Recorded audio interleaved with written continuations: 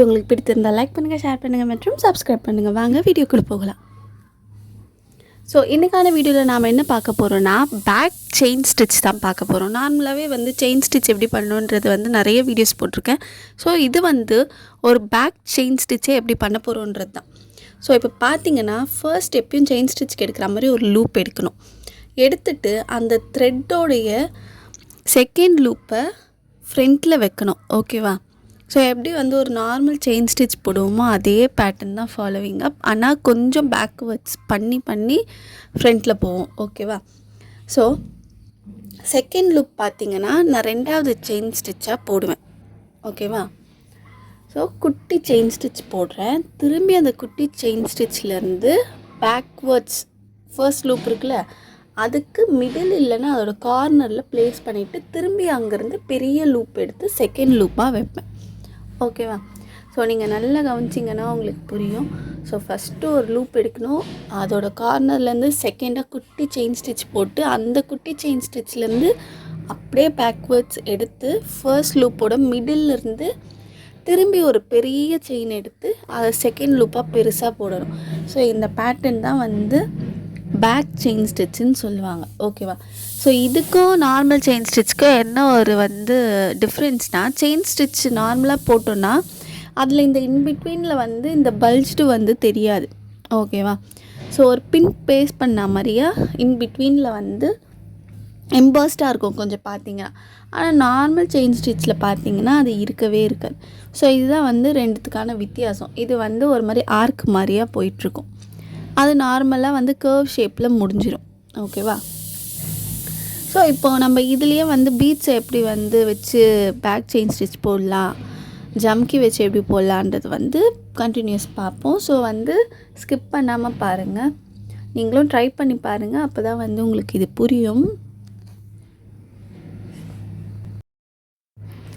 So next பார்த்தோன்னா, அடுத்து பீட்ஸோ இல்லை வேறு ஏதாச்சும் பீட் ஒர்க் வச்சு எப்படி ஒரு பேக் ஸ்டிச் போடலான்றது பார்க்க போகிறோம். ஸோ சேம் பேட்டர்ன் ரிப்பீட் பண்ணுறேன். ஃபர்ஸ்ட் ஒரு த்ரெட் எடுப்போம். அதுலேருந்து குட்டி செயின் பக்கத்தில் போட்டு குட்டி செயின்லேருந்து ஃபஸ்ட் லூப்புக்கு மிடில்லையோ இல்லை கார்னர்லேயோ ப்ளேஸ் பண்ணி அங்கேருந்து ஒரு பெரிய லூப் எடுத்து செகண்ட் லூப்பாக போடுவோம். ஓகேவா? ஸோ இப்போ நம்ம எடுத்து இந்த இதுக்குள்ளே தான் நம்ம பீட்ஸை விட்டோம். ஓகேவா? நல்லா கவனிங்க. மேலே பார்த்தீங்கன்னா ப்ளெயினாக நான் பேக் ஸ்டிச் போட்டிருக்கேன். அது டக்குன்னு அந்த ரெண்டாவது லூப்பை இன்சர்ட் பண்ணிட்டேன். ஆனால் இதில் என்ன பண்ணால், அந்த ரெண்டாவது லூப்பு கொண்டு போகிறதுக்கு முன்னாடி நான் பீடை உள்ளே இன்சர்ட் பண்ணிவிட்டு திரும்பி லூப் கண்டினியூ பண்ணுறேன். ஸோ இப்போ பாருங்கள், இந்த லூப் நான் அப்படியே வச்சுருக்கேன். இப்போ இதுக்குள்ளே நான் பீட்ஸை லோட் பண்ண போகிறேன்.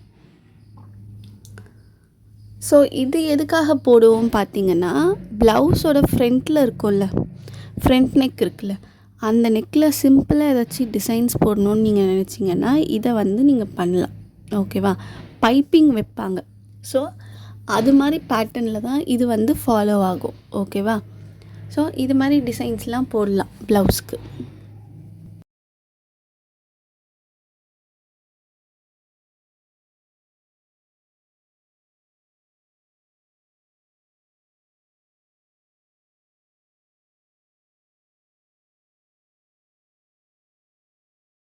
நெக்ஸ்ட் பார்த்தோன்னா, சர்க்கிள் ஷேப் பீடு வச்சு எப்படி நம்ம இது பண்ணலாம் அப்படின்றது தான் பார்க்க போகிறோம். ஸோ இது நார்மலாக எப்படி லோட் பண்ணணும், இது எப்படி ஃப்ரண்ட் அண்ட் பேக்கில் பண்ணணுன்றது நான் ஏற்கனவே வீடியோஸ் ஆர் ஷார்ட்ஸில் போட்டிருப்பேன். ஸோ செக் பண்ணி பாருங்கள். ஏன்னா நார்மலாக நம்ம பீட் போடுறத விட இந்த சர்க்கிள் ஷேப் போடுறது கொஞ்சம் டிஃபிகல்ட் இருக்கும். ஓகேவா? இப்போ பாருங்கள், நான் வெறும் ஒன் சைடு தான் அதை லாக் அடித்தேன். ஸோ அதனால் இன்னொரு சைடு அப்வர்ட்ஸாக தூக்கிட்டுருக்கு. ஸோ இதை அவாய்ட் பண்ணுறதுக்காக நம்ம என்ன பண்ணுவோன்னா, லெஃப்ட் அண்ட் ரைட் ரெண்டு சைடும் லாக் பண்ணுவோம். அதுதான் பேசிக்காக நம்ம பண்ண வேண்டியது. ஓகேவா? ஸோ இதை பற்றி ஒரு வீடியோ நான் ஏற்கனவே போட்டிருக்கேன். நான் அது வேணால் டிஸ்கிரிப்ஷனில் கொடுக்குறேன். நீங்கள் அதை செக் பண்ணி பாருங்கள். இந்த பீடுக்கு நார்மலாக நம்ம பண்ண முடியாது. லெஃப்ட் அண்ட் ரைட்ஸ் லாக் பண்ணிட்டு தான் நம்மளால் ஒரு டிசைன்ஸ் பண்ண முடியும். ஸோ செக் பண்ணி பாருங்கள் அது.